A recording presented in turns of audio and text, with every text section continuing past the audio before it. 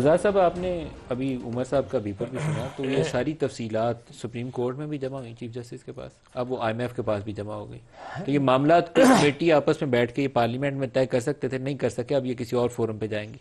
دیکھیں اب وہ اپنے آپ کو جو پی ٹی آئی وہ تو یہ سمجھتے کہ ہم ایگریوڈ ہیں اور انہیں کوئی راستہ نہیں مل رہا، عدلیہ سے بھی نہیں مل رہا، چونکہ سچویشن 26ویں ترمیم کے بعد سچی بات ہے ایسی ہوگی کہ اب راستے بہت سارے جو ہے نا وہ ان کو بند نظر آتے ہیں۔ سیاسی لوگ تو راستہ کھول سکتے ہیں نا، ان کے لیے تو بندش کھولنی تھی۔ یہی تو فہم و فراست کی بات ہے۔ میں تو ہمیشہ کہتا ہوں کہ جمہوریت نام ہی اس چیز کا کہ آپ راستہ نکالیں۔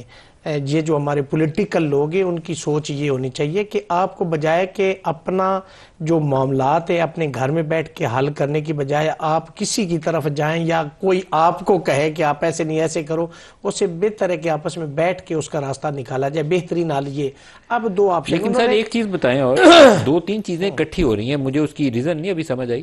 پہلے یورپین یونین کی طرف سے آیا تھا کہ وہ جون میں ریویو کریں گے ہیومن رائٹس کے معاملے کے اوپر، ہمارا GSP سٹیٹس ہے اس کے ساتھ جڑا ہوا، GSP+ والا، ہماری اس وجہ سے یورپین منڈیوں تک ایکسپورٹس کو اضافی مارکیٹ ملتی ہے، وہ ہٹ جائے تو ہم ڈس ایڈوانٹیج ہو جاتے ہیں، پھنس جاتے ہیں، مشکل میں آ جاتے ہیں۔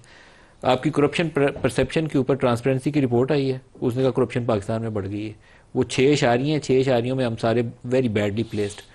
اب IMF والے آئے ہوئے ہیں تو وہ سیدھا سپریم کورٹ میں پہنچ گیا کہ آپ انصاف کر رہے ہیں کہ نہیں کر رہے، چیف جسٹس عمران خان کا خط کا تذکرہ کر رہے ہیں، سم تھنگ از ہیپننگ جو ہمارے مفاد میں نہیں ہے، کچھ نیگیٹو ڈیولپمنٹس ہو رہی ہیں۔ دیکھیں آپ کو انٹرنیشنل میڈیا بھی آبزرو کرتا ہے، آپ کو مانیٹر کرتا ہے، یہاں سے رپورٹنگ ہوتی ہے، ان کو ایویڈنس ملتی ہے۔ آپ دیکھیں جتنے جرنلسٹ رہتے ہیں وہ کسی بھی ملک کا ہے نا تو وہ اس کی جڑ تک ضرور جاتا ہے، کوئی چیز ہوتی ہے نا اس کی تک۔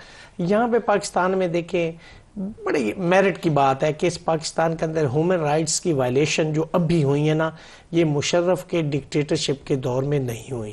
ہم اس وقت بھی تحریک شریک چلاتے رہے، نعرے جلسے جلوس، پرچے نہیں ہوتے تھے۔ سر وہ جانے بڑی مثالیں، رانا ثناء اللہ کو جب اٹھا لیا گیا تھا وہ بھی آپ کو پتا ہے، ابھی ہیروئن والا جو کیس تھا وہ بھی آپ کو پتا ہوگا، بڑی بری مثالیں۔ لیکن میں اب یہ سوال یہ پیدا ہوتا ہے کہ جس طریقے سے اس پاکستان کے اندر 780 کا استعمال کیا گیا، میں بینگ اسٹوڈنٹ آف لا 27 سالہ میری پریکٹس ہے، میں نے یہ نہیں دیکھا کہ دیکھیں آپ نے ایک سپریم کورٹ آف پاکستان کی ایک ججمنٹ ہے جو غلام حسین کیس 2020 سپریم کورٹ پیج 1، جس کے اندر انہوں نے کرائیٹیریا لے ڈاؤن کر دیا کہ 780 کہاں لگے گا، لیکن یہاں تھوک کے حساب سے FIR خالی ہاتھ لوگ کھڑے ہیں ان کے اوپر بھی 780 آپ نے لگایا۔ تو یہ کیا انٹرنیشنل میڈیا نہیں دیکھ رہا؟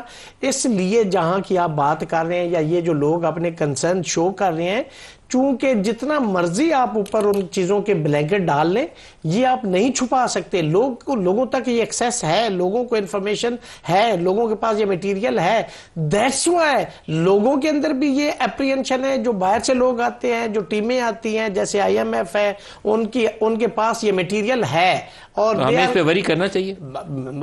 دیکھیں یہ پاکستان کا معاملہ ہے۔